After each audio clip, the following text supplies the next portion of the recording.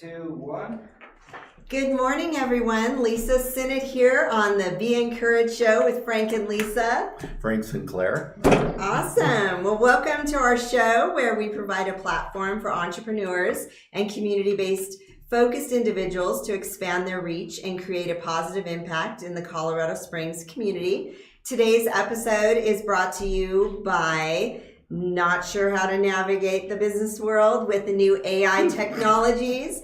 Cressio offers pay what you can consultations to underprivileged business owners in Colorado Springs. Thank you, Joshua, for all that you do. You can visit them at cressio.com to learn more. And our awesome Christopher Roberts is in the house with Pro Media, Colorado's leading service for professional video and photo content with an emphasis on sales process videos to convert your prospects into paying customers. We all love that. Right? Yeah. Paying customers. So check them out at promediacolorado.com. And I have the pleasure of introducing Dr. Frank Sinclair for those two of you online who may not know him. He is a dynamic entrepreneur, community advocate, and my co-host. Yes. He's amazing. He is so passionate about uplifting others through leadership insights and entrepreneurial guidance. Learn more about what he does at dreamagainllc.com and check out his books on Amazon. Indeed. Thank you, Lisa. Yeah. Yes, but listen to this. You guys have been sitting on the edge of your seat for me to introduce this young lady. She's Lisa. I'm thrilled to introduce my dynamic co-host, Lisa Sinnott. Lisa's the heartbeat of the local business community here. She's a mastermind in market penetration, a connector extraordinaire, and a trailblazer in leadership training. But wait, there's more. Really? Yeah. Awesome. Who knew, right? There's more. She's also your go-to MC and guru of getting people to events with Lisa. It's all about elevating and connecting right here in the great city of Colorado Springs and beyond. Right? Well, thank you, Frank. Yes. Please, everyone, comment on the stream if you have any questions and share it if you like what we have to say.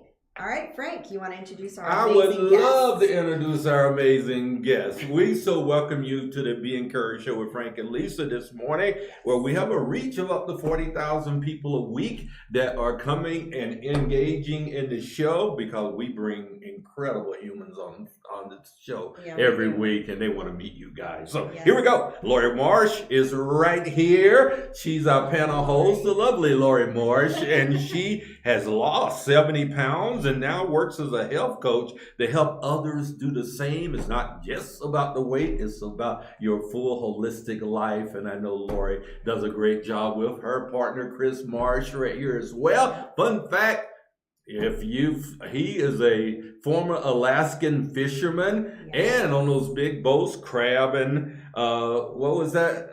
What's the name of that show that I love? Deadliest Catch. The Deadliest Catch. Yeah, he said when you watch that, you can imagine Chris on deck doing that stuff, right? Well, he's not dead. So I'm glad he caught him and he's here, right? So I appreciate that too.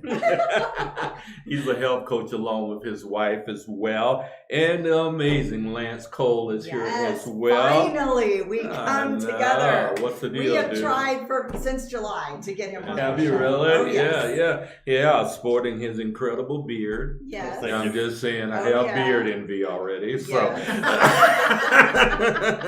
So actually, someone told Frank that there's a roller poker thing that you can get to make it thicker. Make it grow. Is that a thing? I have no idea. You don't need to you know can about grow that. it naturally, He's right? like, really? 14, yeah. And so don't be too envious. It goes on my back. It's everywhere. Okay, it's I don't see your back, so that's no big We deal. don't need to see that. Yeah. That's TMI. I just want some on my face, man. Oh my Right? Can I shave your back and post it to my face? Oh, right. That'd be the first. That'd be it. Hey, whatever it takes. So I right? take it you worked on a swim team in high school? No. Okay, no swim team. Okay. All righty. So, Lori. Yes. We Wait, did you finish his? I you did. introduce him? Didn't I? Oh, I didn't. No. No, Chris was part-time. Thank you, Lisa. It was my fault. I know it was your fault. Thank you for taking ownership of that. So I'm an old dude trying to figure out where I'm at and what I'm doing, and she's like distracting me. Lance is a part-time director of business development.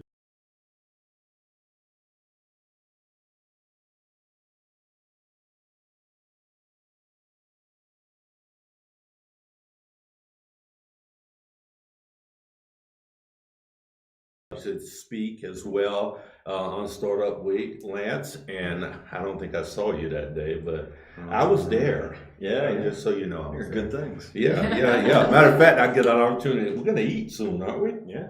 Yeah. When is dinner? 25th, 5:30 to 7:30. Yeah, check Okay. that out. Right, all the presenters get to go grub. Exactly. Yeah. Speaking of grubbing, right, Lori. Yes. 70 pounds. Yes. That What is in a- the world? So I was single till I met this guy when I was 30. And which is a good age to get married, I would Is it? say. But I've always What's a bad age to get married? Oh, it was really a good age for me. 22 I is know. too young. I'm just I saying. agree. Yes. So, but anyway, after we got married, I know this happens to a lot of women, but I just kind of slowly put the weight on, and of course, I didn't want to put all that weight on, but it just kind of happens. You're like, I got my man. I can let it. He gonna love I me. can just let it go. He loves all of me. Poor Chris. And he said, "Yes, I No, it's fine. It's fine. I was a lot harder on myself than he ever was. I'm sure. And I have really great friends who have always been like, you aren't fat, like, oh, you look so good. And so, but I tried different things, lots of different programs to try and lose the weight. And I've got to say, all of them can successfully help you lose weight, but I was missing some key pieces in order to keep the weight off. And so a friend of mine, she was losing weight, and I'm like, okay, tell me more. And we got to talking, and I thought, I just want to be at peace with being fat, because I'm just always going to be fat. I was over 200 pounds, it's more than my frame really needs. Yeah. And How tall are you? I'm 5'5". Okay. And so I hold it pretty nicely. I'm like a bag of brown sugar, you get packed in. Well, But, I'm brown and I like sugar. So cool. Yeah. Speaking your language. But anyway, so I thought, you know what? If you could be 70 pounds lighter, would you be like if you were tomorrow, would you be like, nah, I want all my sugar back? And it's like, well, no. So I'm like, all right, I'll try one more thing. And I just found that there was so much more to it than just what you're eating. How old were you at that time? So this is just last year. Oh, So it's been the Oh, last my. year and a half. Yes. Oh, wow. And last How long July, have you guys been married now? 19 19 years in Oh, August. Congratulations. Yeah. Congratulations. And we have one child. She just graduated from high school, so I'll give her a little shout out. Awesome. Shout out. Yeah. Now get out. I know, right? She's hurting, but she can't watch. But No, he meant from the house. I know, right? Yeah. Leave us alone. Looking forward to that emptiness. Yeah. No doubt, it's fun. But one kid's not bad. Yeah. Around, Oh so. no, she's fantastic. Yeah, She's one's too fantastic. many for me. But Yeah. anyway, Yeah. go on. Anyway, so I just started, and I just told myself, I'm just going to try this for 30 days. I'm going to keep my head down for 30 days and really work at it. And it was within the first 10 days that I was like, there's really something with this. And all of a sudden I was realizing this is about my relationship with food. This is about my mindset. And that's true for everyone. Everyone. Yeah. We've got a different way that we connect with food.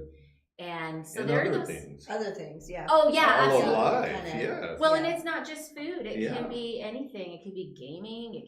Pick something Yeah, that has exactly. the things that we gravitate to. Yes.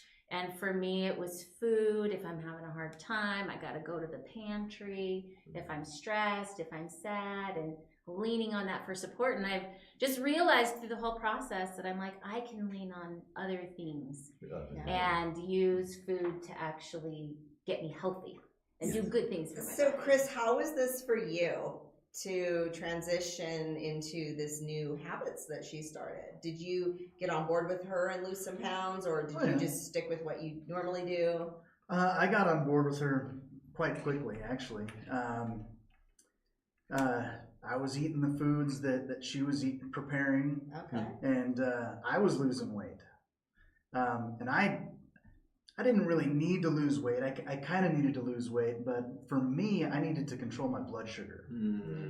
At one point in time, I was an elementary school teacher, and the stress of the job gave me diabetes. Oh, wow. Oh my. What grade did you teach? I was a special ed teacher for kindergarten to 5th grade. So I had a whole bunch of different kids. When I finally got into the doctor to get my blood sugar checked, they were like, "Oh, your blood sugar is 400. Oh wow. We're putting you on insulin today." So they were like, "We're surprised that you're not in a coma." My A1C was 12.1. Oh my. Yeah, it should be a 5 or a 6. 5 to 6, yeah. And I bet you 7's felt not really- bad if you're big like me. Yeah. So, but I felt you felt real lethargic then, right? But you probably acclimated to feeling that way each day. I was acclimated to feeling that way, yeah. And then getting on the program helped me to bring my A1C down. It helped bring my blood glucose levels down. Before I started with her, I was taking 80 units of insulin a day, which for some people maybe that's not a lot, I don't know, but now my average is probably about 20 a day. So wow, a lot better. Well, you're leaning towards none. Yeah, exactly. Yeah, you're heading to 49? Mm-hmm. Yes. Correct. Yeah, and a little older. 49. 49. 3 months. He's 3 older months. than me. He said he wanted to marry a younger woman, and he got it. Yeah.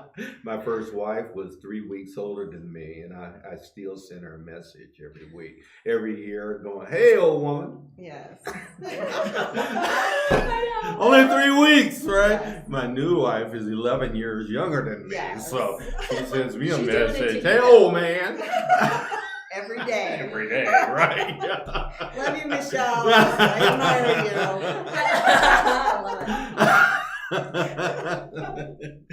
Right. It's so awesome to see a couple doing this together. Yeah. Is it Optavia. I knew it. I knew that's what you were representing. Yeah. Immediately when you started talking about what you were doing, I knew that was because it's having such tremendous effects on people around the world. It absolutely is, and and a lot of people will say, oh, a lot of people think that getting healthy is about it's just about your calories in, calories out. It's just about what you're eating and exercise. And a lot of people, even though we can talk about the science, it's like, no, that's what it is. That's what it is. And it's like there's a lot of behavioral support and mindset that really goes into that. Why we need a coach. Yeah, that's exactly Yes, right. You need a indeed. community, and you need that knowledge. Indeed. And we provide a lot of that knowledge. And Yes, so you do. what I run into is a lot of people that really just focus on the food. And if they don't like what they're eating, they're like, well, it's just garbage.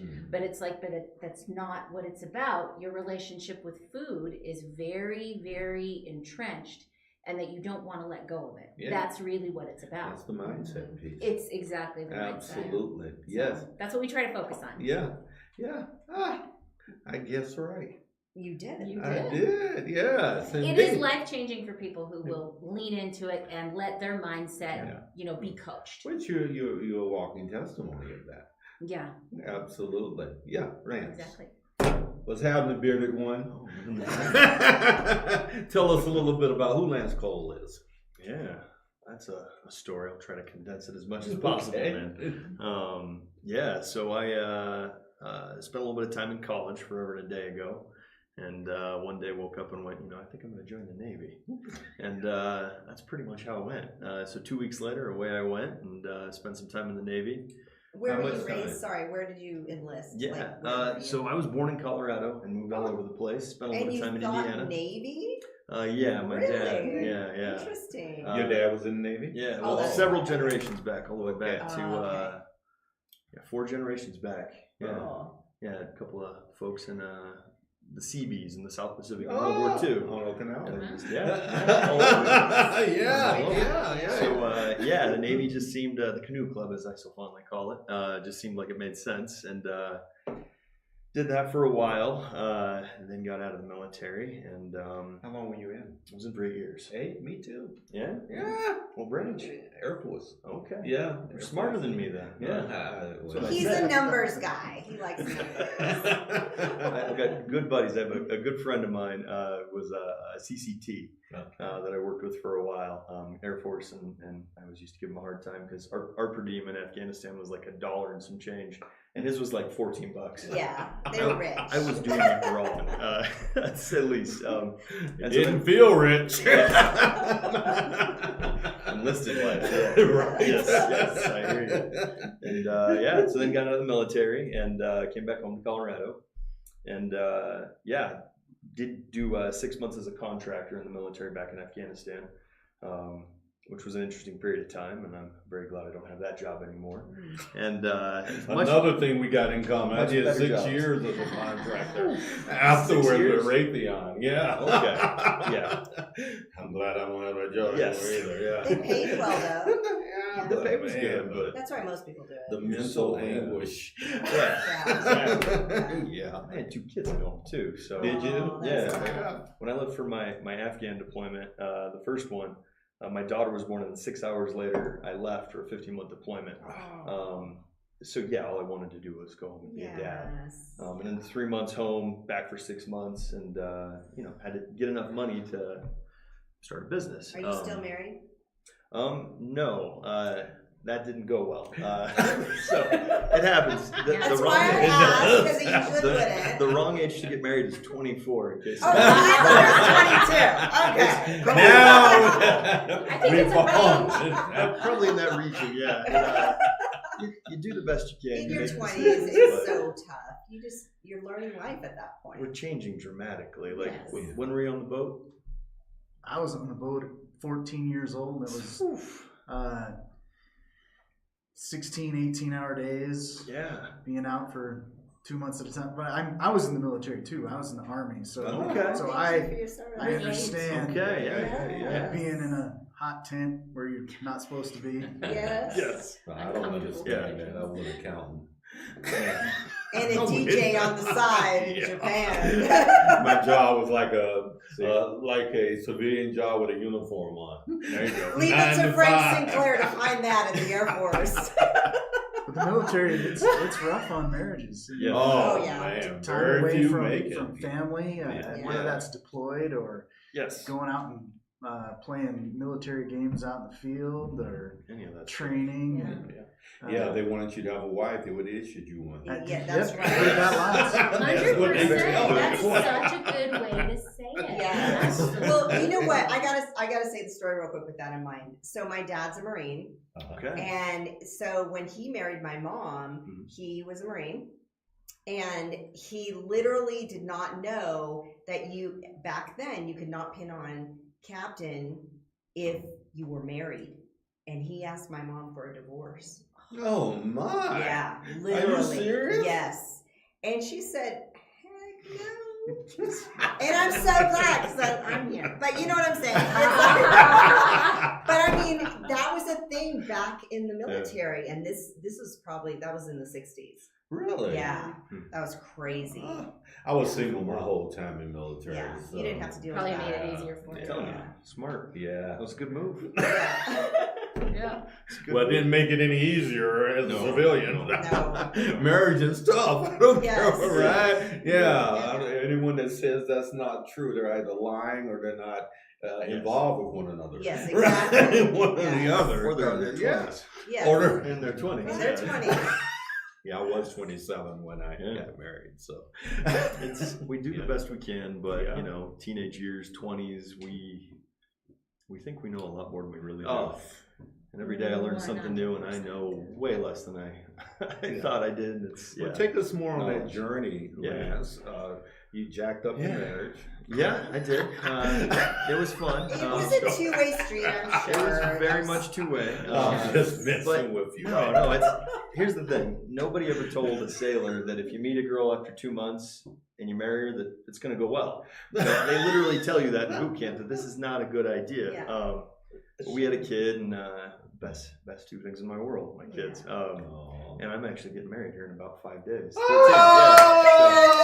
Congratulations. Is this your second marriage? This is my second marriage, my final marriage. I'm leading this marriage like my granddad said I should, feet first. That's Yeah. So that's the way to do it. right. Congratulations. She's amazing, man. Yeah, you're amazing. She's next level. But so came home. Do we know her? Gina Galan, 6 foot German, tall She's drink 6 a lot. foot tall? 6 foot How German. tall are you? Wow. About 6'2", Okay, cool. Okay. depending on the That's day. good. You know. She have blonde hair and blue eyes? No, opposite. Oh, Yeah, okay. yeah. She's A not lot that of German. Germans I know have blonde hair and blue eyes. Or brunette and blue eyes. I think They are it's more, killer it's more eyes. exotic when they're Mhm. darker colors, so that's gonna be She's pretty wonderful. She's actually got a book that she's releasing here soon. Oh! Yeah, she's incredible. He's turning red just talking I about I it. am, So yeah. cute. You look like I, you're in uh, love. Oh. Well, she already sounds gorgeous. Yes. And smart, and yeah, I remember one day she was traveling, and we talked for 8 hours on the phone, an 8-hour date, which absolutely seems ridiculous to me, just in every way, and just went by that fast.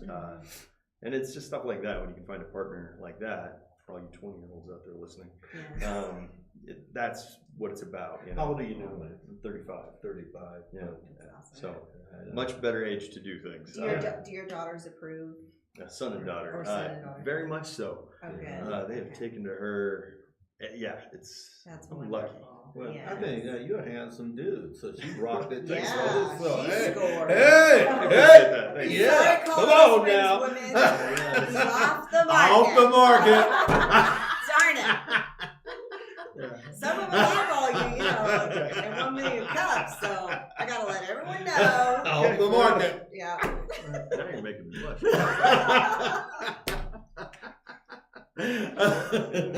Right on. We'll get back in a moment, Lance, to your journey to Exponential. Yeah. Right, how you got here. He does have his own business. Oh, do you? Yes. What's your own business? I've got a couple of them. Yeah, I got a marketing He company. is Mr. Marketing Entrepreneur. company? Yeah, about 5 years old. What's the name of it? PSP Compass Solutions. PSP Compass Solutions. Yes. It's a What is mouthful. it? Yeah. It's before we realized about branding. And that, Yes.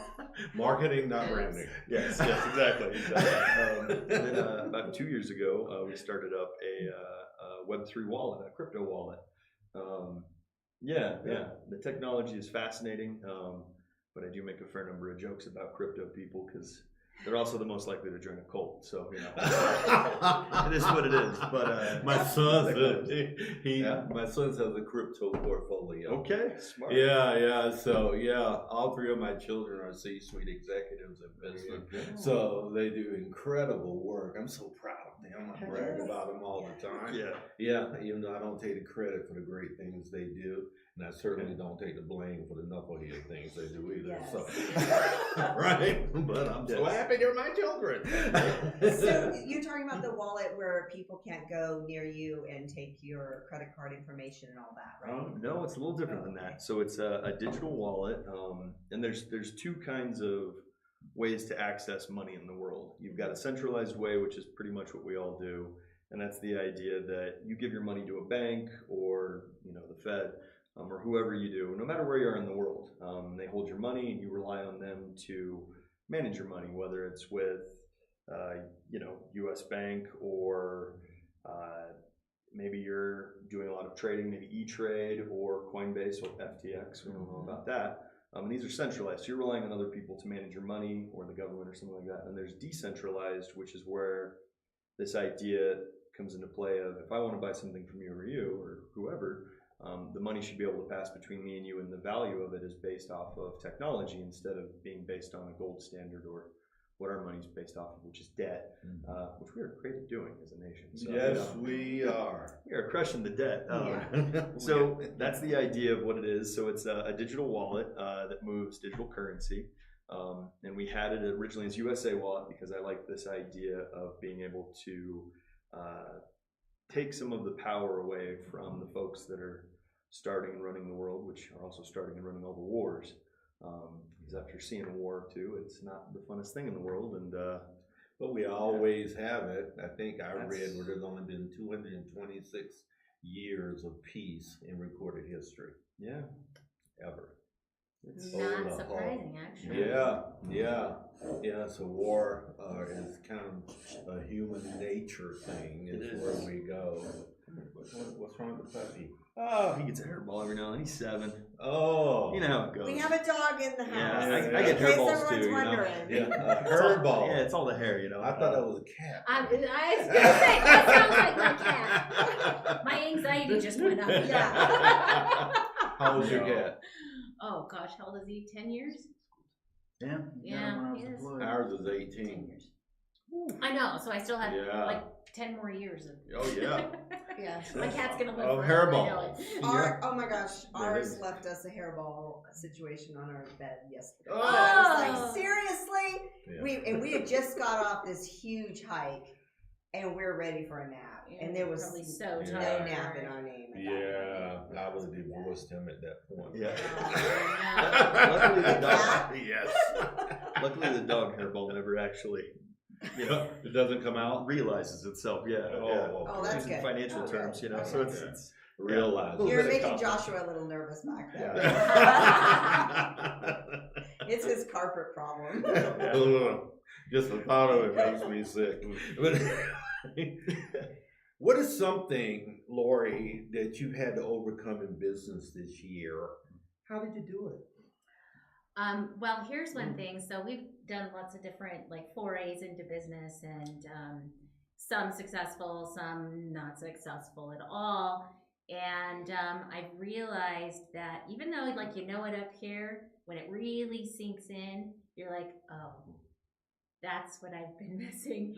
And I think it's personal growth that I've had to spend time finding where my comfort zone is and trying to get out of it. Oh, That if you want to have a successful business, you're going to have to do some uncomfortable things. Yes.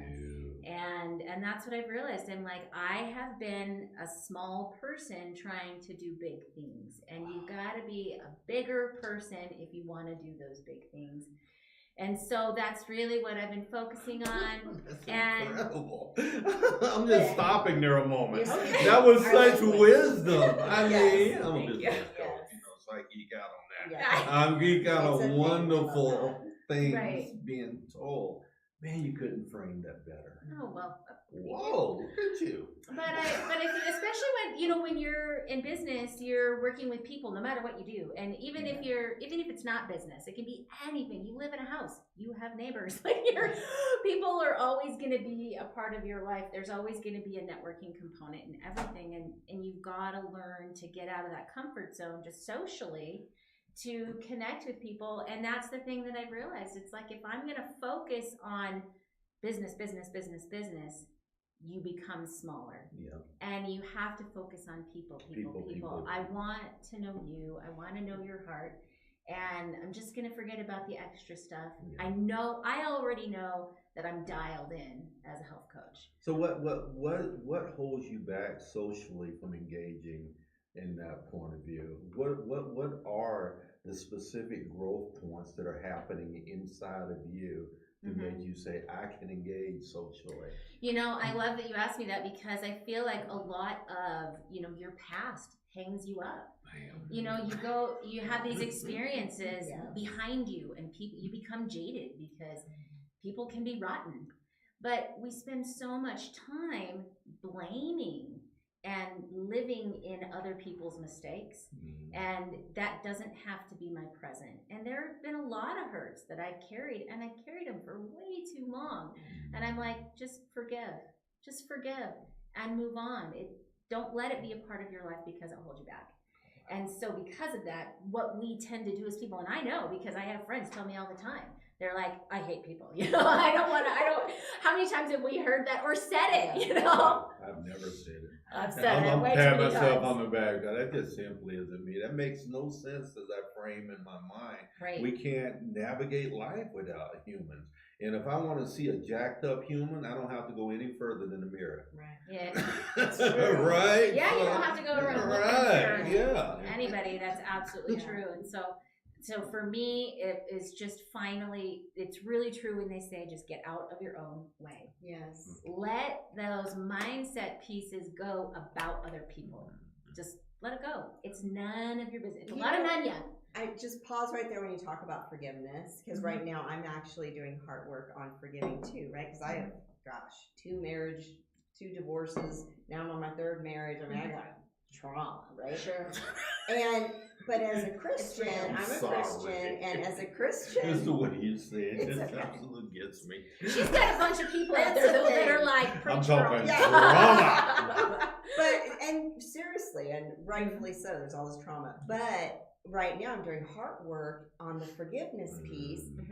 But as a Christian, you're always told, oh, just pray to the Lord, you ask for forgiveness for them and it'll come. But it's never came all these years. And right now I'm dealing with identifying truly what each component of those triggers and traumas are. And then once you identify those, then you can say, okay, I forgive you for doing this, which made me feel like this. And a lot of people aren't willing to do that pain work. And it's painful, let me tell you. No, and it really is. And here's the thing that I've learned as well that I had to step up for myself is that it's about personal responsibility. Yes. And saying the things that you're experiencing are not about anybody else. It's because you physically, your heart rate is, going up. Like you're getting flushed. Your face is turning red. Emotions are a very physical thing. And no one has a button that they can push on you to make your body feel an emotion. We do that. That's right. And that's the thing is that it's like just being responsible for ourselves and knowing that I am powerful. We don't have to sit there and say, I'm to blame for this. Say, I'm powerful enough to change it. Yes, Yes. right. I got this. I can do this. Exactly. And we absolutely do. And you do. You're right. It's painful, but you got to do the Gotta work. do You it. got it. To Number develop one that. rule for leveling up is taking 100% responsibility for your own movement. Yeah. That's number one. If you don't ever get past that, doesn't matter what rule 2, 3, 4 are. Yeah. You have to take 100% responsibility for your movement, Right. your life. And don't take responsibility for other people's movement. Exactly. That'll weigh you down. You learn that through Yeah. kids. Oh my gosh. Yeah. Yes. Yeah. It's a thing. It is. Same question, Chris, for you. As you think about what is something that you've had to overcome this year, and how did you do it? I don't know that I've done anything and I guess what I mean by that is I'm a work in progress. We all. And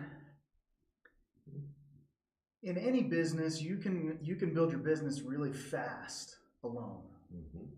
But if you want to consistently grow it and grow it larger, you have to have relationships, whether or not you want them. And like we said earlier, sometimes having relationships is difficult. Yes. Sometimes you want to strangle people. I mean, Trust if you want to be stressful, just get in the car and drive from North Colorado Springs to South Colorado Springs, doing the speed limit, and people are, showing so- one finger along the way and Yeah, everything. yeah. Why aren't you going faster? Yesterday we were driving down the road and trying to pull over because an ambulance was behind us, and there was another person who was behind us, and they went by us, probably doing 20 over the speed limit, shaking their finger. Mhm. It's like, Honking. there's an ambulance. But anyway, for me, it's trying to build those relationships. Is that a place of struggle for you? Honestly. Yeah, yes, Okay. it is. For me, I'm happy to sit at home with my wife and my kids and just completely ignore what's going on every place else. But that's not how. I don't think that that's the way that we're supposed to be. We're not built that way. We're not supposed to be alone. So for me, the stretching is to go out and start conversations, to talk with people, and not just talk with them. You have to be connect, yes, but you have to be genuine. Yes. Yeah. I can talk with you about something all day long, but if I'm not genuine, if I'm not real, then there's no real connection. And as soon as I turn around, I'm like, "Who's that Frank guy?" But that's not what we should do. Absolutely. But that's natural for me. Mm-hmm. So it's unnatural for me to want to reach out and to accept others and to love others. So I'm working on that. It's a progress for me. Yes. And you asked me the question in 10 years, I'll probably give you the same answer. And I may have improved, Yeah. but I will still need to do better. Yeah. Yeah. It's always, there's no pinnacle that we reach Mhm. there, right? Sure. Growth is measured by steps forward, right? That's why we There'll call always it be in something. progress. There's always something Yeah. because we're human, right? It is. You know, I would love to hear your answer to that question. Yes. It's kind of like what you guys are saying. That connection. I moved up to Colorado Springs a year and a half ago, and started engaging with Exponential Impact, and just an amazing group. Vance, Rachel, Coral, everybody over there. They're just, I'm incredibly blessed and lucky to have found them the way that all happened, because that's a whole story in and of itself. So last October, I started on a journey to try to build something where more of that networking could happen, that has more real conversations, and have some of the amazing people in our community really put a spotlight on them so that you can share your wisdom and all that. I say you because you did that, so I appreciate that a lot. There was just so many amazing people that showed up for SoCo Startup Week, and this idea that started off as, how do we bring our community together, not just Colorado Springs, but all of Southern Colorado, and build this amazing community that we have at Exponential Impact. Because since I got out of the canoe club, I really didn't have much of a community. I've got a very good friend of mine who's my business partner for the marketing company, but that camaraderie that I'd have with that small group of guys that I was attached to, it went away pretty quick. And then when I came up here, now I've got this group of people that I sit around every day, and everybody's an entrepreneur doing their own thing, trying to create a little moment of amazement for the rest of the community, and just incredible people over there. So how do we build that into the community as a whole? And my idea was to try to do something massive that I'd never done before. I've never done an event before. I've never done any of these things. And we had 62 plus speakers over Yeah, you nailed it. 5 days. It was pretty cool. Yeah. Got to shut down a street in Colorado Springs, which is cool.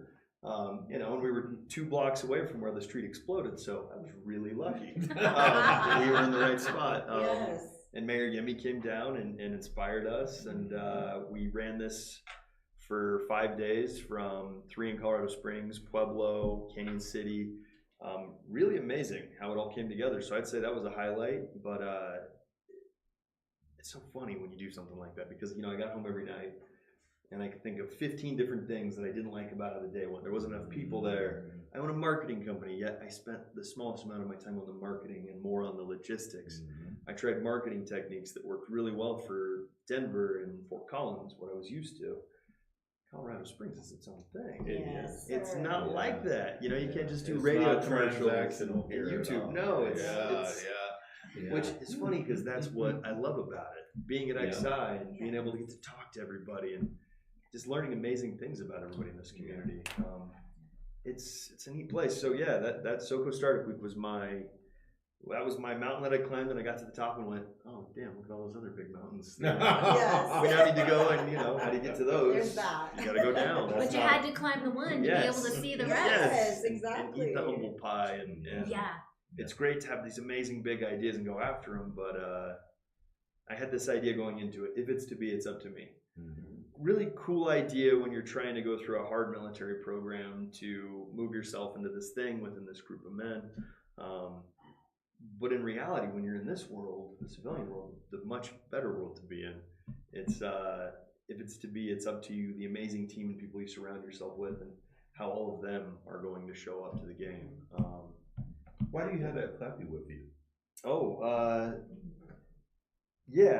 She's a PTSD dog for me. Afghanistan was not friendly to me. I saw more and experienced more than I wanted to. Came home for a year and some change, a little funny. And went and got help, and he does a lot of interesting things for me.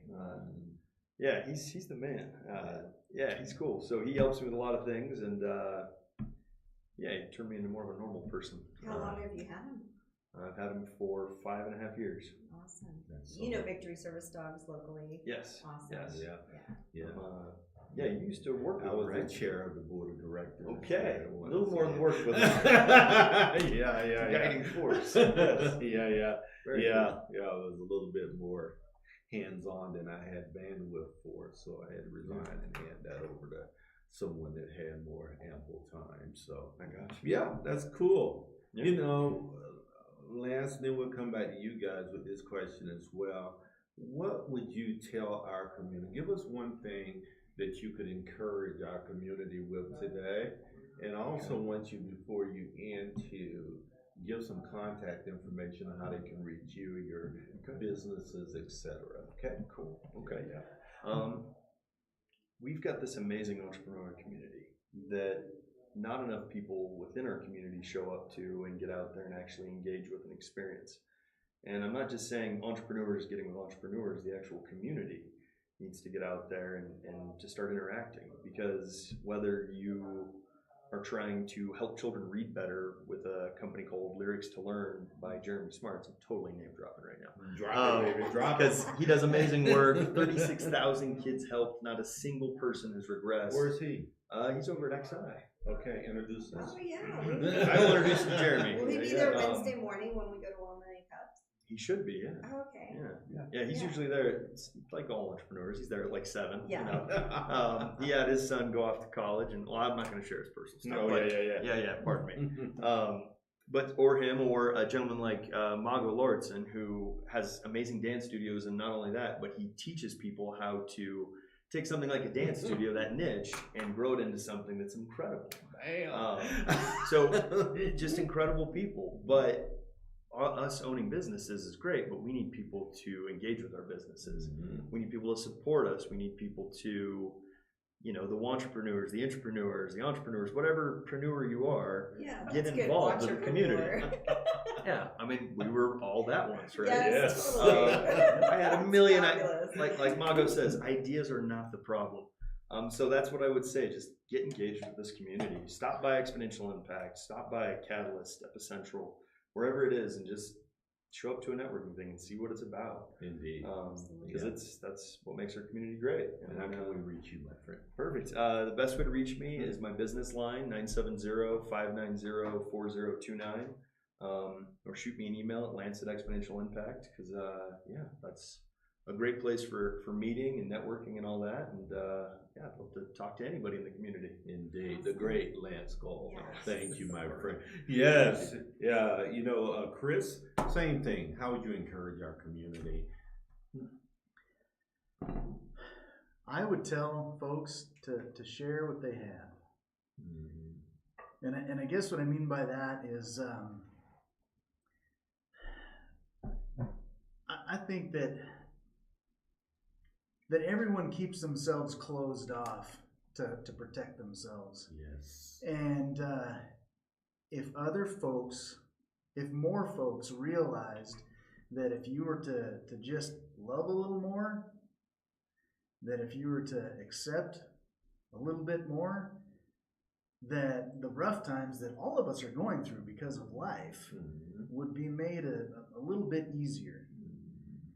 You can share love. You can share money. You can share time.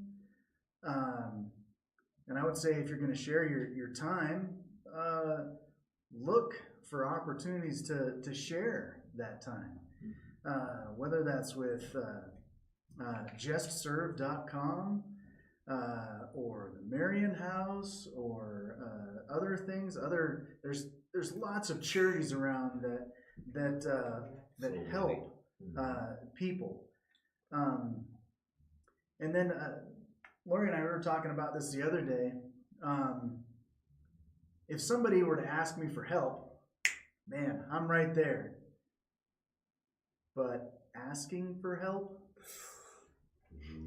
yes. I don't ask anybody for help because I can do this on my own. Right. Yes, Yeah. and I would imagine that there's a significant amount of people out there that feel the same way. Most. That they don't want to ask for help, and most people want to help.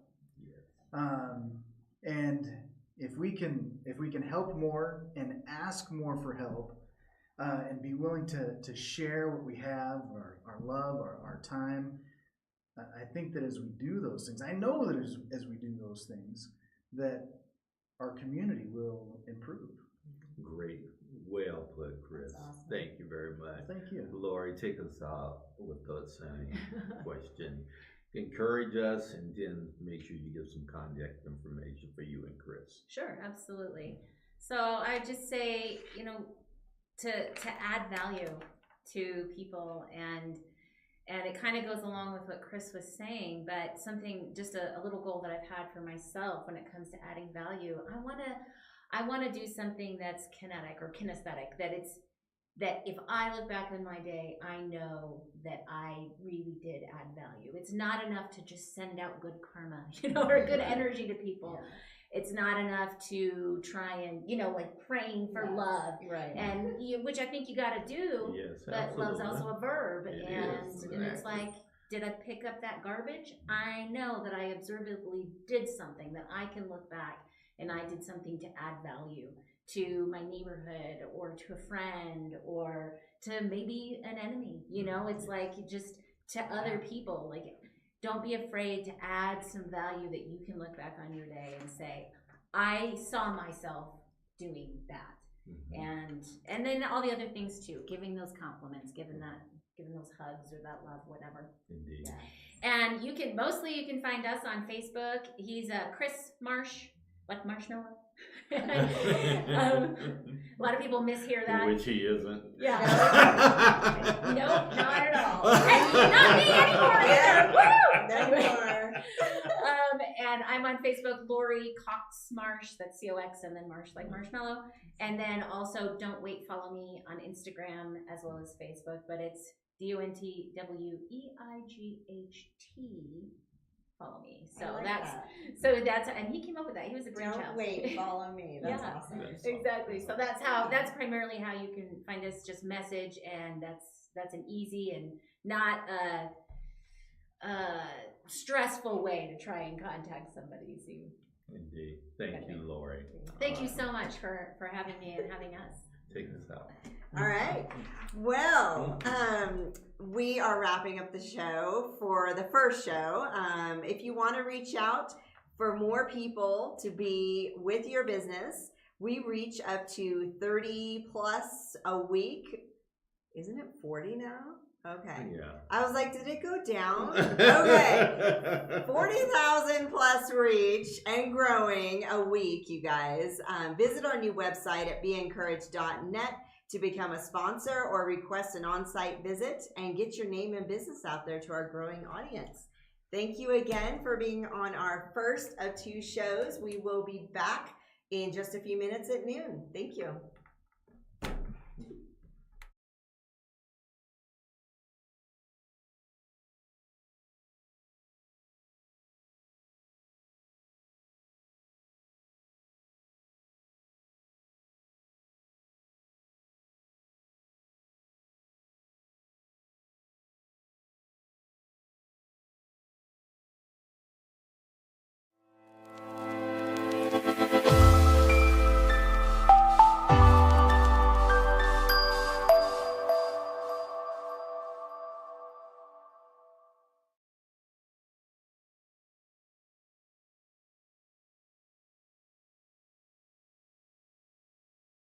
So we're very excited to announce that the Be Encouraged Show with Frank and Lisa is now reaching over 30,000 listeners each week and growing. And growing. Why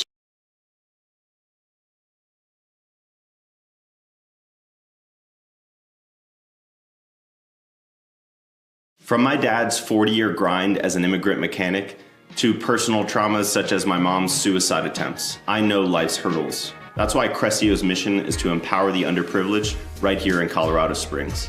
Are you struggling with sales? We'll help with leads and conversions.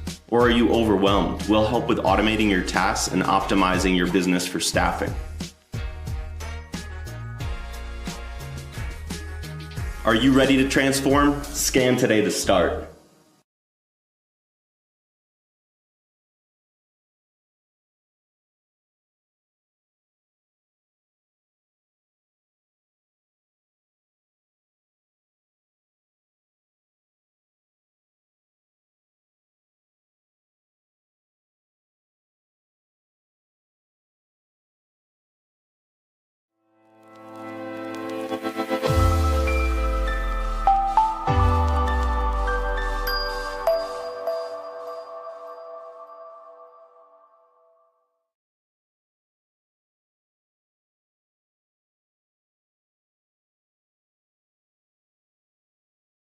So we're very excited to announce that the Be Encouraged Show with Frank and Lisa is now reaching over 30,000 listeners each week and growing. And growing. Why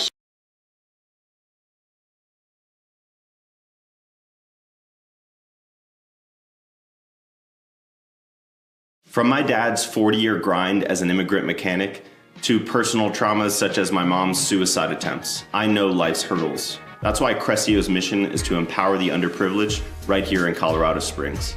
Are you struggling with sales? We'll help with leads and conversions. Or are you overwhelmed? We'll help with automating your tasks and optimizing your business for staffing. Are you ready to transform? Scan today to start.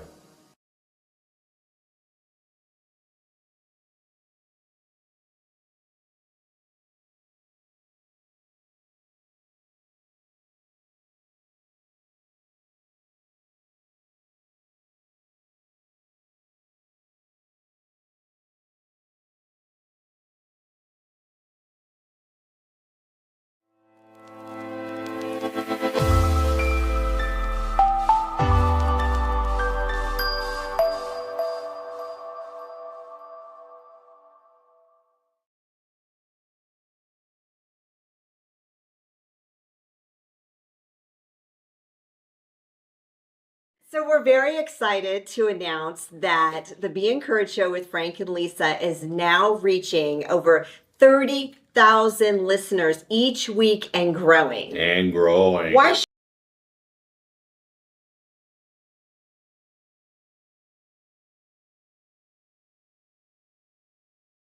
From my dad's 40-year grind as an immigrant mechanic to personal traumas such as my mom's suicide attempts, I know life's hurdles. That's why Cressio's mission is to empower the underprivileged right here in Colorado Springs. Are you struggling with sales? We'll help with leads and conversions. Or are you overwhelmed? We'll help with automating your tasks and optimizing your business for staffing. Are you ready to transform? Scan today to start.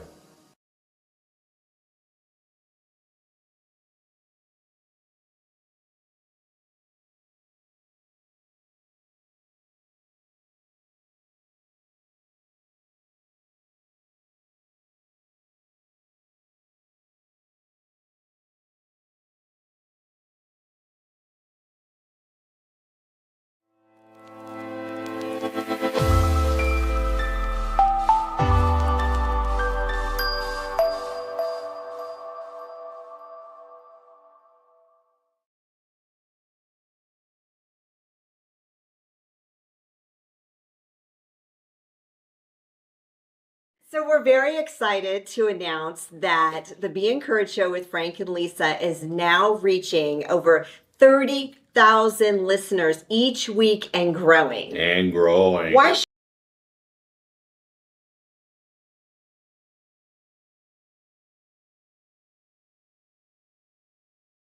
From my dad's 40-year grind as an immigrant mechanic to personal traumas such as my mom's suicide attempts, I know life's hurdles. That's why Cressio's mission is to empower the underprivileged right here in Colorado Springs. Are you struggling with sales? We'll help with leads and conversions. Or are you overwhelmed? We'll help with automating your tasks and optimizing your business for staffing. Are you ready to transform? Scan today to start.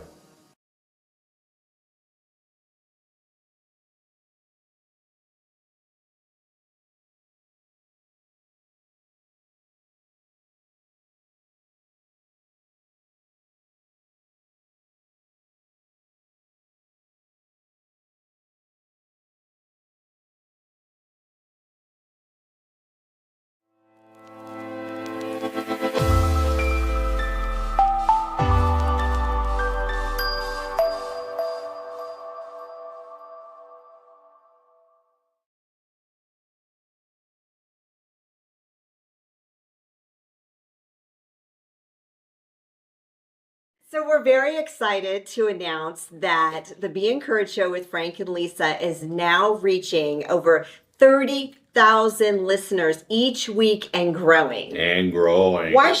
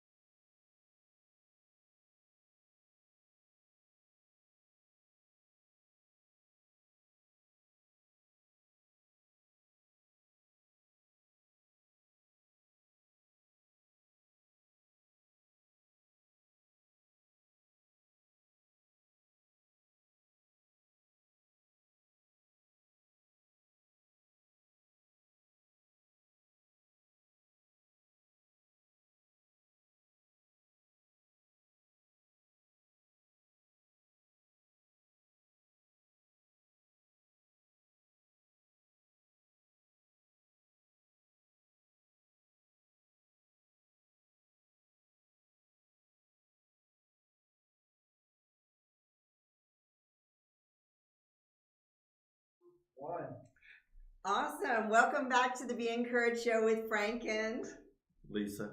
I mean, yes, Lisa and Frank. Lisa, oh God, I gotta get used to that. That's crazy. I'm used to being that way. Anyway, welcome back to the Be I Encouraged didn't want to Show. say Frank and Frank, No, right? that would have been bad. That would not have been good. But you wanted it. Thank you, Frank. Yes, indeed. Awesome. So, Frank, introduce our guests that we have Oh, today. you would do this, wouldn't you? Yeah. You We got got some- three incredible humans who have never met each other on the show today, so it's wonderful. Jenni is our co-host. Tell them your name, Jenni, your last name. Jenni Guentcheve. Yes. There you go. Tell them Jenni where that Guentcheve. originates again. It originates from Bulgaria, Bulgaria? Eastern Europe. Eastern Yeah. Europe. Yeah. Thank you for being here. Via Western Europe, via Colorado, a little bit of California, back to Colorado. So yeah, it has been molded. Yeah, well, we're glad you're back in Colorado. Thank you. Yeah. You're Yeah. back where you need to be. I am too. This is the I am. joint. Yes, I'm just this saying. is the place to be. The incredible Brian Monahan. Oh, Jenni, by the way, is co-founded GTI. What does that stand for? It stands for the Green Thumb Initiative. 2018, Brian and I co-founded this Southern Colorado nonprofit organization to help kids learn how to grow their own food, learn how to prepare their own food, Awesome. learn how to be healthy in many ways. Yes. Well, I got some people I want to introduce you guys to. We'll talk more about the Green Yes. Thumb initiative as we go. And she's a licensed counselor in both addiction and general therapy. Wow, that is so awesome. Then we have Brian Monahan from Indiana. Who is not on social at all. At all. Right. Because it's not healthy. All It's you not know, healthy out there. for you. Right. 100,000 people that follow me, I'm sorry. I'm dropping off today. He also is a co-founder of Green Thumb Initiative and a volunteer business coach. He's pursuing a master's in clinical psychology at the moment. And last, and certainly not least, is the suspenders guy. I Yes. love Right, the nice. suspenders. He's got the look too for what he's into. Right. What does he do? You gotta say Yeah, it. Look Kevin. at the suspenders. Oh, yeah. Tell me your last name, Kevin, so I don't miss It's it. Mahmalji. Mahmalji Syrian. Syrian, correct. Absolutely, yeah. He runs QR Pets. What does QR stand for? It's a startup that I launched about 2 years ago. So it's this whole idea that somebody needs to tell our pet stories as they are transitioning from maybe a new owner, a household, their special quirks, what food they like, dietary habits, things like that. So it's more than just like the traditional pet identification tag that we've seen, right? This has a lot more. It's the QR code-based technology to scan back to a profile. That's So- awesome. With all their medical history and their likes Yeah, and dislikes. yeah. It's like a dating app for pets. It is. That's It is. fabulous. And I was thinking about it. I was at a dog park, and the dogs are running up and they're greeting me, and I'm just like, "Hey, you!" Yeah. And I just ever want generic, "Hey, you!" And I was like, it would be so cool to be able to kind of scan like their collar or their harness to know a little bit about them. Some owners are like, "Don't give my dog treats," having that built into their Yeah. immediate profile, things like that. If they're on social media. Right. If they're on Yes. social media, Brian can't. Brian, sorry, bud. Well, let me finish his introduction. Yes, you guys okay. are digging too deep, right? So, right. What an You I. asked what QR is. So you kind of I know. I did open that can of worms, didn't I? But he's not even giving us an opportunity to do. Okay, that's the end of the show. We Right, got right. it all. That's Right. We've drilled down to the Yes. specifics of that. He's also with Two Rivers Consulting and a newspaper while serving on the board of Fremont Center for the Arts. Yes. So thank you all for being here, particularly kind of short notice for two of you Yes. Yeah. Thank you, coming guys. in and Appreciate it. filling in our show today. Jenny, thank you for inviting them. We have some great shows here, so that means you got to be funny, you got to be serious, you got to inform at a level where our humans can understand, at a high level where we miss it. Right? And you Right. have to encourage. And you got to encourage, Right. which is most of all, right, Yes. Lisa? Yes. Because we infuse hope and encouragement into our community Yes. with a reach of about 40,000 people a week And on growing. our and growing. So Yeah. on our show. So Jenny, you're first up. Miss All right. Speed it Panel up. host herself. Tell us about your organization and how it helps our community. So all three of us have several hats, each one of us, and hopefully we carry them with ease and don't confuse them too much. But my background obviously is in mental health, and I ended up in Colorado in 1999 in the addiction field. Worked for years with really families that now have third generation family members who experience addiction and mental health issues. And eventually started working in Colorado Springs with the military, and this is how I met Brian, who has a fascinating background. And at that time we didn't do anything jointly, but down in Fremont County 5 years ago now, we started thinking about what could be helpful to the community that is not reactive. We're not chasing the tail of mental health problems. And so we thought that nutrition being a fundamental kind of foundation of health is something that we could definitely help be better. And so we founded the Green Thumb Initiative. And now 5 years later, they say that nonprofits last about 3 years. And On average. then Yeah. fall. So that's not very encouraging. Right. You've already passed that. Right. And so it is So you're encouraging. encouraging us Right. already. You're doing Yeah. great, Jenny. Right. We're past that mark. We're at 5 years now. We have a following not just in Colorado, not just Southern Colorado and Colorado in general, but on national level. We consult with different organizations that are willing to and interested in kind of borrow the model or work with us on creating their own model. We also continue to work in Fremont County, El Paso County, and potentially in Park County now, Mm. the Oh. Pueblo County, of Exciting. course. Okay, yeah. So we're kind of all over Southern Colorado. We have clinical and non-clinical resources. We have a lot of champions and many champions and followers, and Kevin's actually one of them. He's a mental health advocate. And so between mental health, learning how to engage the community in growing food, learning about nutrition, fitness, health in general, I think we're very busy. We have our Yeah, you have job a cut big out for us. scope Yeah, of absolutely. things. Tell me, what was it that developed this passion in you for this space? Normally, there's a story behind passion, right? So, Yeah. where did your passion come Or a few from? stories. Yeah, or a few, but yeah. Yes, so really a couple of main stories. One being really the stories of my own clients, and those are again grandmothers, grandfathers, adults, and now children who have gone through the same cycle of addiction, the same cycle of mental health issues. So that story is sad, but it's also something that we can address. We can look at it and find out how we can address it better. And we decided to address it through prevention, not be just treatment providers, but really do things way ahead of time. So being more proactive than Yeah, reacting yeah. to the issue and concern. Yes. Right. Yes. Brian, it's been fun having you already. Yes. You haven't even said anything, right? Nope. Yeah. So tell us a little bit about who is this Brian Monahan? We're still trying to figure that out. But originally from the Midwest, graduated college, enlisted in the service, became a Green Beret. So one of those guys that goes through the Thank you. Yeah. My pleasure.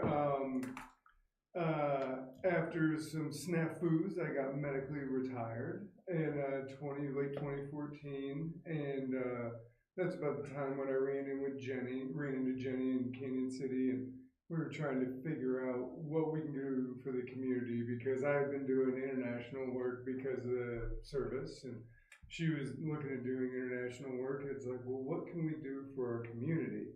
And we had the conversation. She kind of just talked to you all about, and was like, well, everybody's hungry, right?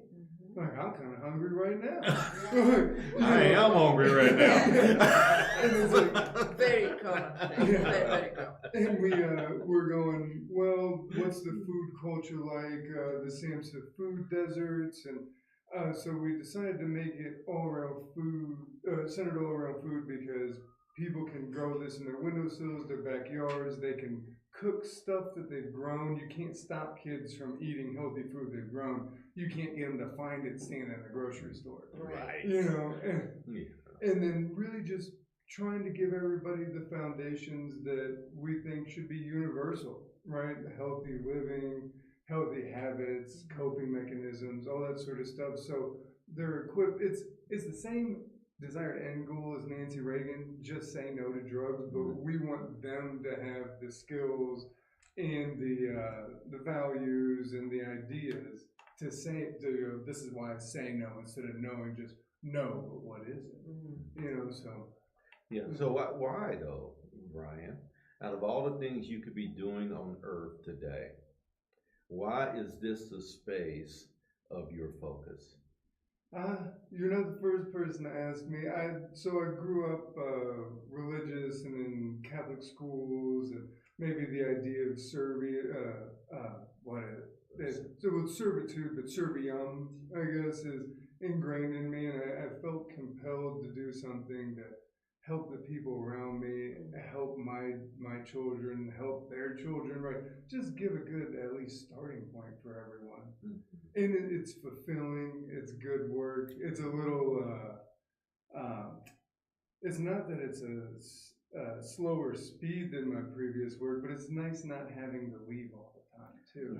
And investing in my community instead of investing in wonderful communities across the world. Yeah, so you have children? Yeah. Yeah, I mean, yeah. 3. Do you?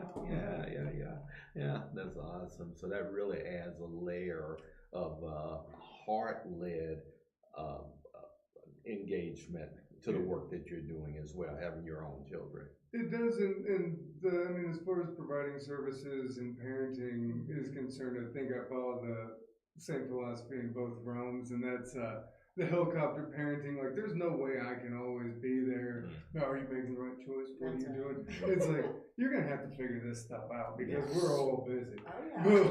It's true. And the same thing with providing services. There's only so much that you can do inside of a therapeutic setting, no matter if it's sport groups, individual services, services delivered in schools or at different locations. Like, you can affect that 60 minutes you see your clients, but it's up to them to go out in the world and make a good go of Implement it, right? Yeah, exactly. That's awesome. It is awesome, isn't it? Yeah, Kevin, my man. So you own your own newspaper, right? I do. I just So wanna- tell us about that. So, I'm from Florence, down in Fremont County. Of course, our local government, there was a lot of corruption. A city manager was outed, all kinds of stuff that happened about 3, 4, or 5 years ago. We had a local newspaper that was present, but they weren't really doing their due diligence as far as reporting on the corruption in our town. And eventually they went belly up. And so it left our community. He just mentioned the food desert, right? Like it became a news desert, right? We didn't have anybody reporting on what was happening in City Hall, what was happening with, council decisions and things of that nature. So literally, like, I was running a 4-county initiative for Fremont County Economic Development Corporation. I had my hands full completely. I didn't have any bandwidth, but the community knows me as a community organizer, just in different roles that I've had over the years. So I brought together about 30 people in a park one day, just super grassroots style, and we started in, Robert's Rules of Order kicked in, and we start voting, right? Like, it happened organically, and we had a newspaper. Even the name, the Florence Reporter, was thought of by this group. I mean, they were like the Florence Gazette, the Florence Times, any variation of the sort, right? But we landed on the Florence Reporter, and I was like, all right, guys, I got to get back to work. And they're like, what? Right? Like, I thought you were going to run this newspaper. I'm like, I have a job. Like, so anyways, I got stuck with the newspaper, and I mean, I'm glad it played out that way, but I had every intention of filing the paperwork and getting the business side of it up and running and kind of turning it loose like a citizen ran newspaper, in which it is. I mean, we have contributing writers, people that kick in and articles and pictures and things like that. But I mean, I do the marketing, the delivery, the writing, the editing. I mean, we are as independently owned and operated as you can get, right? We're just a small operation, but yeah, I mean, we have a lot to cover, right? A lot going on in Fremont County, especially right now. So how do you land in Fremont? So I've been in Colorado for, I guess, since 2009. I moved here for political work. So I had some contacts down this way just from my political organizing over the year. I grew out of Denver, I guess is the best way to put it. Denver changed drastically from when I relocated back in 2018 down this way. And so I grew up in rural community down in Texas, Uvalde, Texas to be exact. But it's more my speed, right? Like in all of my political organizing throughout the years, regardless if it was on the Obama campaign or whatever it was always that rural angle that I was attracted to and that I thrived in. So that's why I'm enjoying this. Yeah, you're even mentioning that your leaning is kind of not rural. Oh, right. But I mean, oddly enough, I've been able to, for whatever reason, like somebody asked me that with the newspaper, how do you expect people to read your newspaper if you're in this pretty red area of Colorado and your background? And I'm an unaffiliated voter, have been since 2014, but I take my job seriously, and I believe that I'm a healthier, kind of piggybacking on what Brian said about social media. I feel as an unaffiliated voter, like I'm able to look at things more objectively, and that's kind of, that's how I sell. I could get past that baggage, the political work that I've done over the year down in that area, just based on that, desire to be nonpartisan. Well, and the good work you do helps. Right, yeah, I guess that does help a little bit. And it's very encouraging to see that we're not afraid of complexities. Yes, right. Exactly. Right, exactly. Yeah, so I teamed up with these guys. I would say I'm one of the newer additions with Green Thumb Initiative, but as I alluded to, my background, community organizing, for me, the mechanics are the same. It doesn't really matter what the issue or candidate is. It's engaging engaging the community and winning their support on whatever it is that we're working on. So I've been familiar with the work that these guys have been doing with Green Thumb Initiative for, I'd say, 2 years, 3 years, if not longer, and just was really attracted to that. You alluded to it. It's a lot. It's a lot on their plate as far as the scope of their work. But that's what attracted me because, as Jenni said, some of these other organizations kind of seem like they're chasing the tail of the problem, right? Well, let's start at what is causing that problem, right? And it begins with food. So the healthier, the more healthy we are as far as our choices with food and what we put in our body, the better off we're going to be, right? We're going to make more sound decisions and things like that. So let's unpack that a little bit. So what exactly, tell our listeners, what is it truly that your program looks like? What do you offer? Do you work with schools? Do you work with parents, churches, whatever that looks like? All of the above. Yeah. Okay. So when we first started, we really stuck to the school districts and started working with one particular school district in Fremont County. Since then, again, we're not afraid of complexity. We have developed community programs. We have youth groups. We have adult support groups. So anybody who has the need to learn more about healthy lifestyles can join either one of those groups. And of course, we continue to work with the school districts and kids of different ages. And what do you do with them? We have a structured curriculum. That curriculum actually involves things that are proven to be effective. Now everybody talks about evidence-based practices. So pretty much every practice has some evidence to it of whether it's working or not working, but the ones that we're choosing have to be connected with funding. And when I mentioned that we're a nonprofit that survived the first 3 years, we actually do believe, both Brian and I have background in business, and we believe that nonprofits are actually businesses. We treat them as businesses. Absolutely. We like sponsors, donations, we like state funding, local funding. We're very responsible with it, but we also seek it all the time because sustainability is huge. We can't say that we provide services to the community if we can't sustain an operation. And yeah, so we're open to partnering with anybody who finds that our mission is worthy. At the same time, they have to be confident that we're responsible, we are business savvy, we have business savvy. Brian has major in business. I studied business after I completed my psychology education in Sofia. I studied business in Amsterdam, in the Netherlands. Oh, wow. And so Amsterdam, of all places. Yeah, They're yeah. very serious. Yeah.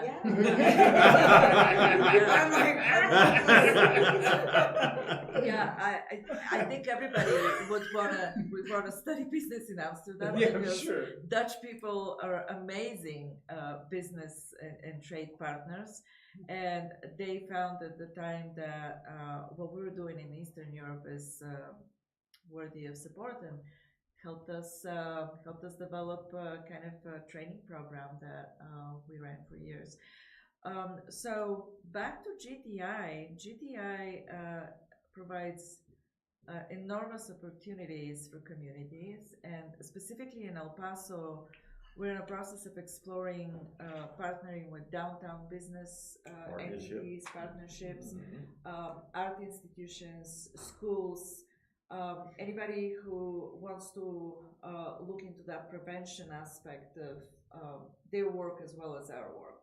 So are you, sorry, Brian, go do a deep dive for me here. What, in layman's terms, are you providing for the families, tangibly for the kids to learn? What is it? Growing? Is it? Well, What does that look like? It's going to seem wildly basic. Yeah. Right. Bring it to the basics. So we're going to touch on three main areas. Is the biopsychosocial model. Have you heard of these things before? Yes. Okay, yeah. So biological, right? We're going with growing food, cooking, eating food, and also physical fitness. Awesome. Right. With classes? Yeah, in classes. So if you're in a school, so it really depends on that organization, their needs of their clients, right? So we can kind of tweak it to skill levels, age ranges, demographics, socioeconomic demographics, whatever it may be, but you're going to get some sort of physical fitness. You're going to get some sort of knowledge on cooking or growing, ideally both, but it depends on the location. And then you're going to have this social aspect, because when you're in the garden, when you're in the kitchen, you're talking, and it's not all like, so we're building skills in those areas, but then you're having conversations with everybody. A lot of problems are going to come out, a lot of gripes or good things. And then when we prepare and then cook the meal, we sit down and we eat, and that's usually when the psychological aspect of it, and those are the evidence-based programs that Jenni was talking about. So they're implemented, but it's not like implemented with a PowerPoint slideshow and a laser pointer. Right. So it's more, Okay, good. it's more like a good dinner conversation. And I remember when I grew up, like, how was your day? What's going on? And then there's research evidence-based topics that we bring up, and then we teach the blocks and instructions, and depending on the age range again and the involvement, there are handouts, maybe there's going to be practical exercises in there. And then the other thing that we like to do is, especially with schools or after school programs, and then some judicial diversion programs, is they have certain curriculum they want taught. So our staff is well trained enough to where if it's a honors horticulture high school class, we can come in there, do practical applications on the curriculum that they're teaching, so they get real world experience. And then that gives us the credence for the students to listen to us. For, like, you know, we're still an authority figure, but we're not a teacher. It makes it feel a little more open. Like, so that's in a nutshell. Okay. That's kind of, so physical fitness, nutrition, cooking, and then evidence-based skill building that prevents unhealthy coping mechanisms like drug abuse. I love that model because, you know, bringing it around a table, first of all, I mean, because that's where most of real community happens. That's right. Is around the table. That's why I'm such a foodie. There's power in that. Oh, there we go. Yeah, me too. Yeah, Seriously. absolutely. I And agree with that. so one of her, Jenni has all these amazing, highly educated, highly experienced friends, and we were sitting around the table one evening, and he's like, "Can I tell you a joke?" And so it's a Bulgarian joke, but he says, "What has 4 legs and man's best friend?" No. Dog would be Right, normal. and he said, you would think so, but no, it's the dinner table. I like that. That's great. I love that. I love that. Yeah, indeed. You know, and off topic just for a minute, and thank you for digging into that, because I believe it's very, very important that people are able to unwrap the value proposition that you guys are bringing to the table with GTI. And I'm so glad to get an opportunity to know about that, right? Exactly. Because today is the first time that I've heard of it, right? But you, Kevin, because we live in one of the greatest pet-friendly spaces on earth. In Colorado. I mean, Colorado on 3 lists was named #1 for pet lovers. 3 major lists in the nation. Right. So what was it? What's the genesis of QR Pets, and why is Kevin the guy doing it?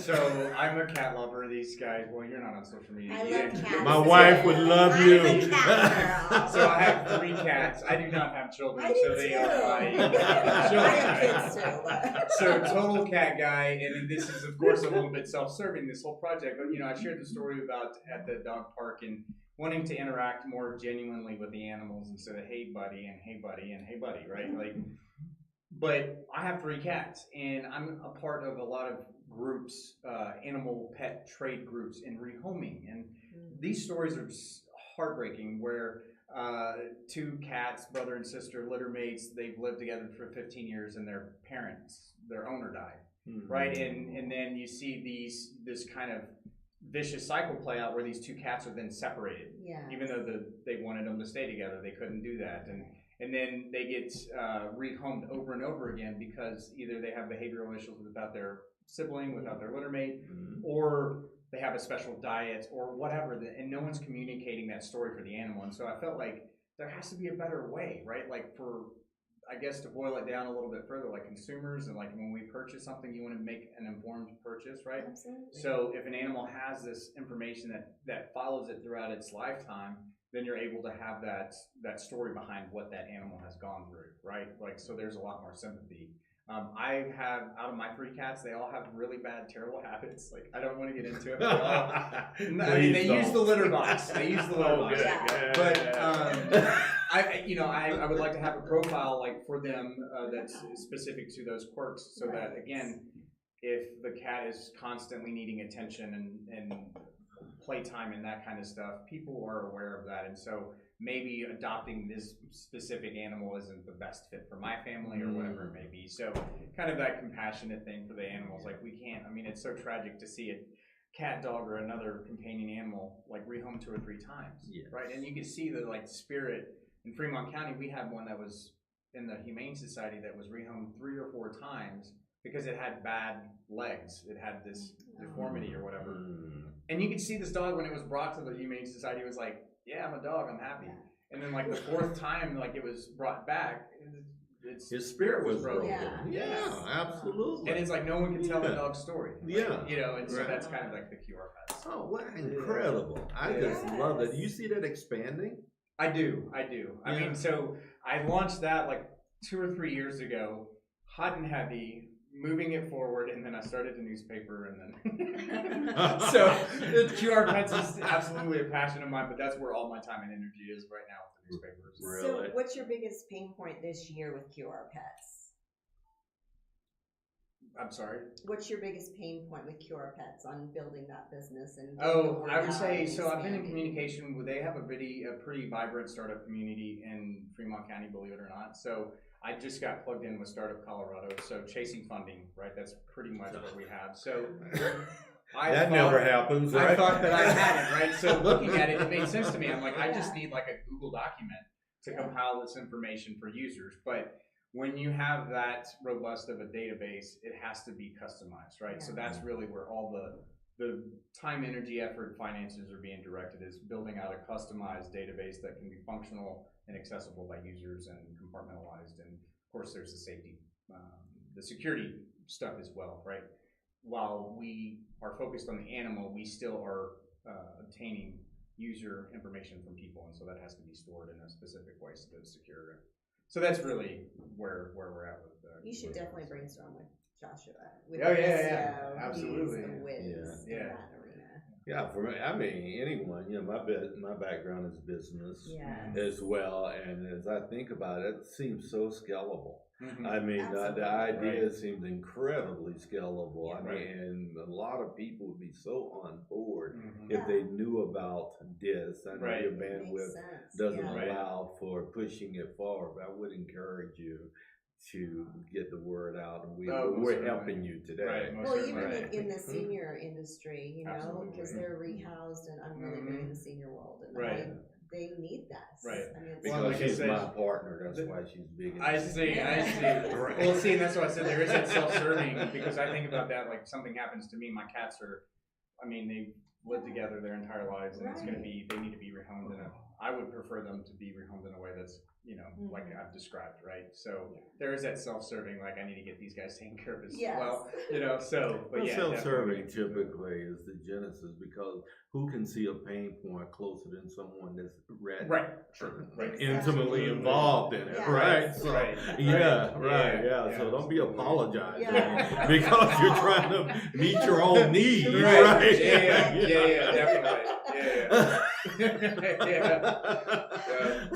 Right. Awesome. I really love that, man. Yeah, I'm gonna tell my wife about it. Yeah. She loves cats like you do. Yeah. I love her because I love cats because I love her. Right.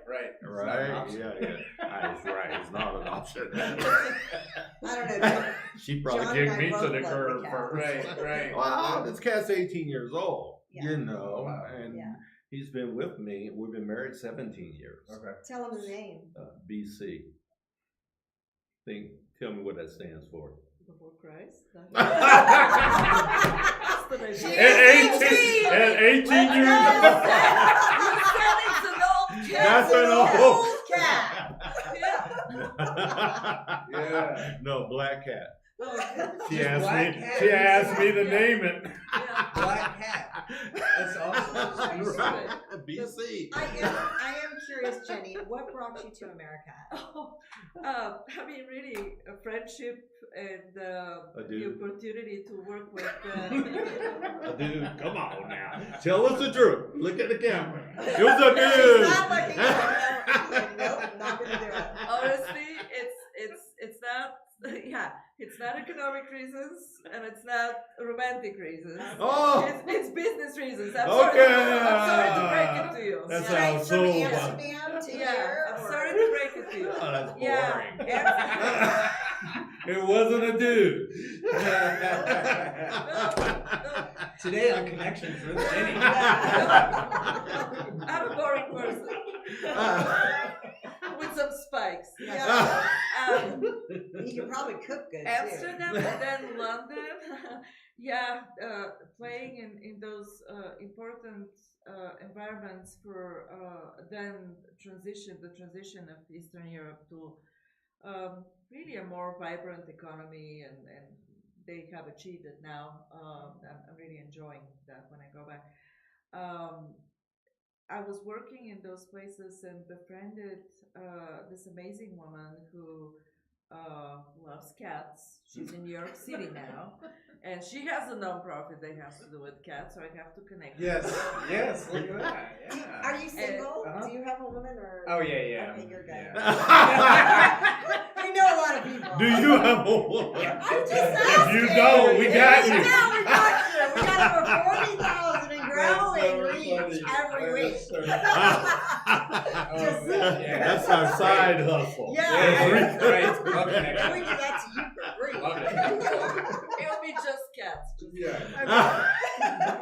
be just cats.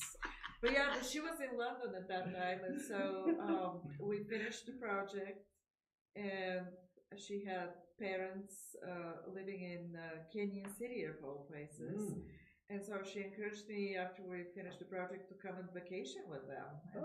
And I did, and the next day I arrived in Canyon City. I had a job offer, so then we had to do a lot of things back and forth to make this legal and to make sure that my family can also join. Yes. And so, that's how I ended up in Canyon City, and now I'm back in Canyon City. That's where you live For the now? most part, yeah. Well, both Colorado Springs and Canyon City. Oh, you live both places. Yeah. Which one you Yeah. like most? I really can't say. Yeah, Canyon City? I'm not partial. They serve different purposes. Yeah, Okay, yeah. right. So Colorado Springs So is it's a all practical for you. wonderful community that has a lot of opportunities. Canyon City is kind of like I grew up there. So, Oh, okay. yeah. So I can't really be partial to either one of them. I love Okay. both of them. I love the feel of Canyon City, though. Do It's you? a small town feel. Yeah. Some of Yeah. my favorite Yeah. wings are up there. Oh, really? Yeah, I can't remember the name of the place. It's that brewery that I always go there for the beer and Bikes and wings. brews. Bikes and brews. Yes, in the back side of Main Street, and yes, You that's live my down that jam. area as well? I don't want to discourage you. Make up clothes. Mm, Oh, did it? closed. When? Yeah. I think last year. It's not very encouraging. Where you been? You have to come more often to Canyon He City. says not So, very yeah. They have the best Yeah. wings. Is there a better wings Encouraging place there. there? Pizza Madness is always wonderful. I've never been there. Their wings are Yeah. so Are they good? good. Do they have gluten-free pizza? Yeah. Oh, good. Okay. You live I there will as go. well? No, not any longer. I went out of service and went there from like 2016 to 2021. Okay. Where you live now? Oh, northeast side. Oh, here in Spring? Oh, Oh, okay. nice. Our neighbor, doggone Yeah. it. Finally, someone that lives in the Spring. Yeah.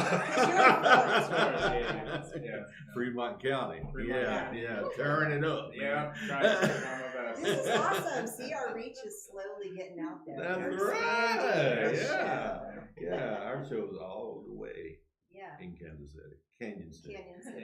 Did I say Kansas? You said Kansas, Canyon not City. yet. Not Kansas City yet. Yeah. But it's so awesome having you guys on. I know you just asked someone about a challenge. Was that Kevin? Kevin, yeah. You had asked? Yeah. Yeah. Well, what about you, Brian? Could you say something you've overcome in business this year? How did you do that? Well, I think it's a reoccurring problem for the Green Thumb Initiative is everybody loves the pitch. They go, wonderful food, exercise, you're going to help keep our kids off drugs. Fantastic. And we tell them what it is, and then everybody goes, well, that sounds incredibly basic. It's foundational, like everybody should be doing it. Or it should be more complicated. Yeah. And it's a evolved idea, adult idea of the youth, of you asking, an early adolescent, where does food come from? And they're like, the grocery store, you animal. What are you talking about? Yeah. And you're like, well, right, but where does the grocery store get it? And they're like, what are you even? The food's at the store. Yeah. Like, sort of like, what are you talking about? And so it's one of those ideas of going like, everybody loves the program, but everybody thinks that this is something that everybody else does, even though that they don't do it themselves, right?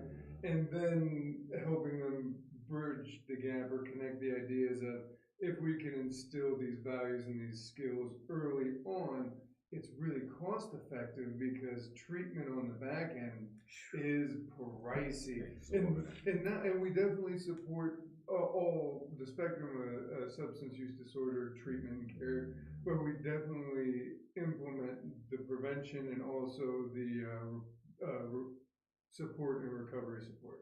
Yeah. There we go. Sorry, I had to get that one out. Yeah. But so I think people are really grasping it. It's taken almost 5 years to get some roots, but now at least like SAMHSA, have you heard of the Substance Abuse and Mental Health Administration? It's a federal organization. They're pretty awesome people. They're up there with the Department of Health and Human Services. Yeah. And when things go federal, it makes me suspect. I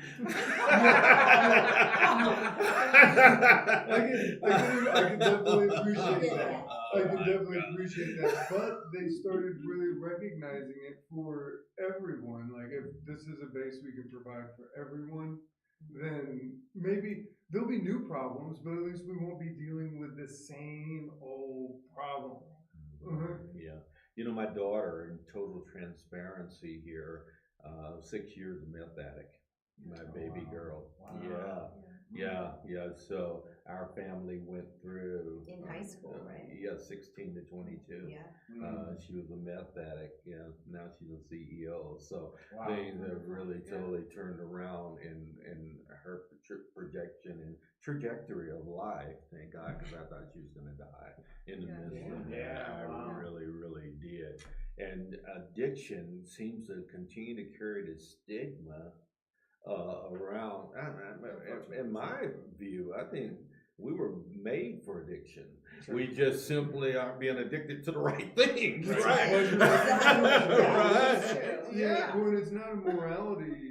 It's not a morality issue at all. No. Brain condition and truly, I mean, I think each one of us is addicted to something. Absolutely. Some things are not visible and don't carry that stigma. That doesn't carry the stigma. Yeah. But the treatment of addiction, I don't know what your experience is, Frank. It's the definition of addiction, some say, is doing the same thing and expecting different results. Well, the treatment for addiction used to be just that. We used to provide those very standardized, very, very kind of stale approaches to addiction and expect different results. And it's very encouraging that in the last several years, both the practitioners as well as some of the regulatory bodies are getting on board with, you don't have to be a licensed professional to be able to be effective. You don't have to be sanctioned by federal and state and several. You just have to find the winning health approach that people embrace and like. We used to treat teenagers with the worst possible approach to teenage mental health by putting them in a room and putting them in a chair and talking to them. Yes. And of course, we know that this is how did that work? And the other thing that we've been exploring a lot lately, and I'll let Jenni talk much more knowledgeably on this than me, but with substance use disorder, there's definitely nutritional there's things that they need that they're not getting, that if they get, that it's really going to help them. Yes, Yeah. Yeah. recovery, especially from stimulant abuse, and it seems like our society is very prone to either stimulant abuse or pain management medications. Stimulant abuse treatment should start with two things: depression treatment and nutrition intervention. And how many programs are doing that? Yours. Yeah, that's it.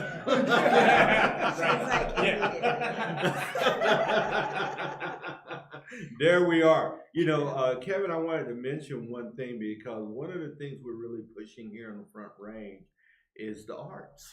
Okay, sure. Right? We believe Absolutely. it kind of rolls up into other things that we're talking about today, engaging in the arts, the creative spaces, etc. So what's happening down in Fremont with the arts? So we have a lot going on. So I joined the board probably about 6 months ago, and we are tasked, I mean, we have a lot on our plate. So we have a wonderful, right now, our art center is hosted in the former post office. It's a historic building, and it's wonderful. But it's being sold. So we are in the process of looking for a new home for the art center. So that's pretty much taking up the majority of our time. So we're engaged in community awareness and fundraising efforts to kind of go towards the building fund, so that we, you know, when it comes time and we're able to find that new home, we're able to make that transition. So we do a lot of fun things. Again, the main focus or the main hope of these functions that we're doing is to raise awareness and money. So we had a board meeting last night, or a First Friday event, and to create excitement around what we're doing and to get people engaged, we had a finger painting competition with our board members, and so we're getting a lot of traction. Like, we had the Fremont County Sheriff's Office there, I guess it was last month, and everyone's there painting with their fingers. That's and fun. Yeah, it's a lot of fun, a lot of engagement and encouragement from the city. But we do second Saturday exhibits, concerts, but again, a lot of this community outreach and stuff is intended to build interest in what we have going on with the future of that facility, because it's, for a lot of people, they can't imagine the art center outside of that building, because it's in Macon Square. It's right in the middle of I've been to it. It's fabulous. It is fabulous. It's a fantastic Yes, Historic landmark. Yeah, it is a landmark. I had a client that was working out of there. Okay. Yeah, and would go up. I rarely visit my clients. Should I say that out loud? But I drove up there because it's such a beautiful drive, Right. and the facility, all of that was just absolutely gorgeous, and I loved going up there monthly. Yeah, And yeah, it's So great. what's happening to the building? It's being sold. So, Oh, okay. Yeah. right from underneath them. Right from underneath us, right? What's yeah. the purpose? What are they doing with it? Then do the buyers, do you know that Not yet? too or- sure, to be okay. honest with you. You're the newspaper guy. God Well, damn. yeah, this is right, yeah. Get to work, Kevin. So, I mean, I I could probably find out I bet you within could. an So, hour of being in that town. the building owner is invested in many other properties. He came in Istanbul back in 2000, 2001. St. Cloud Hotel on Main Street in Canyon City. Yeah. So he's The the 21? what's that? 21? I think so. Yeah. Yeah.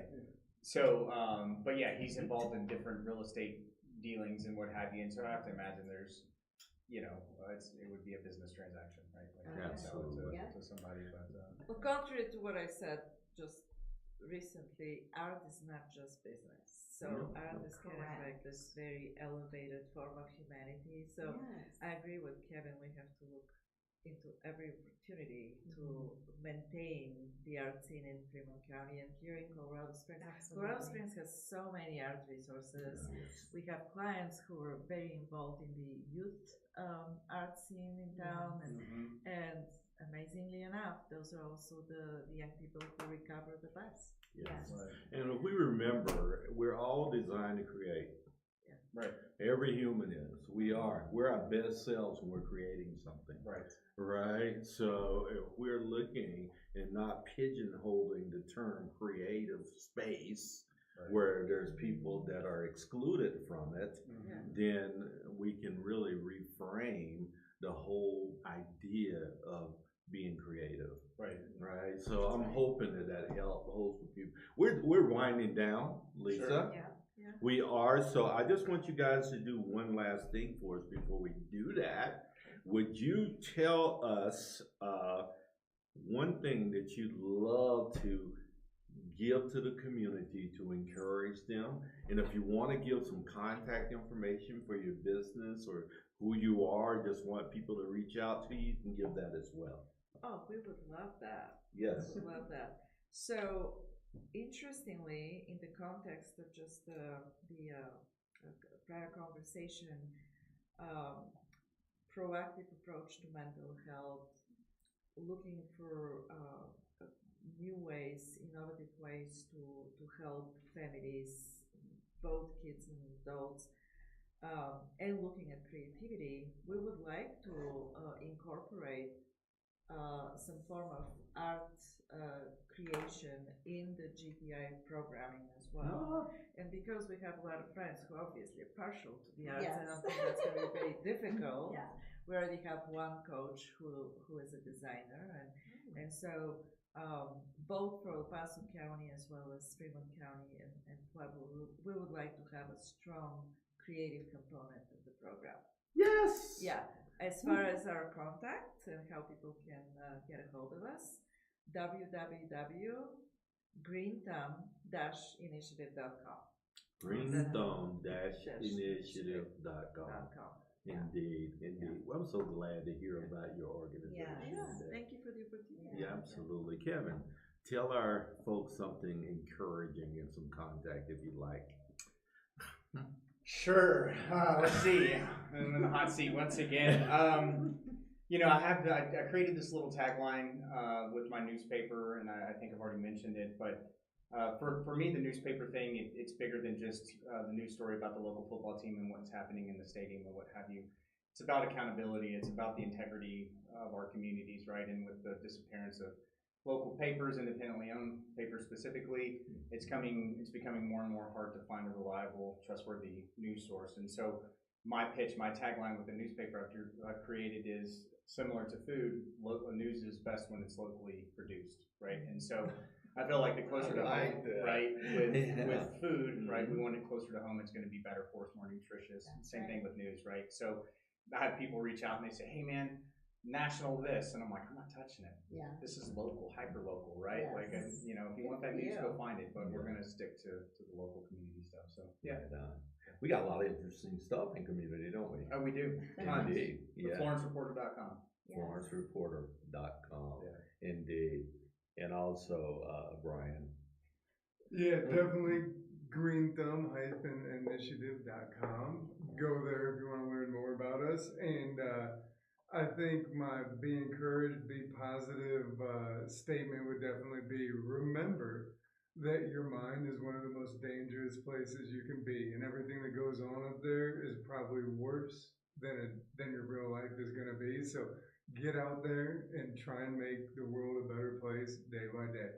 Oh, I love that. Yes. Yeah. Do you speak at schools and stuff? Or? I try to. I can see that you doing that. I mean, that's awesome. Yeah, I stammer every once in a while, but I'll get through it.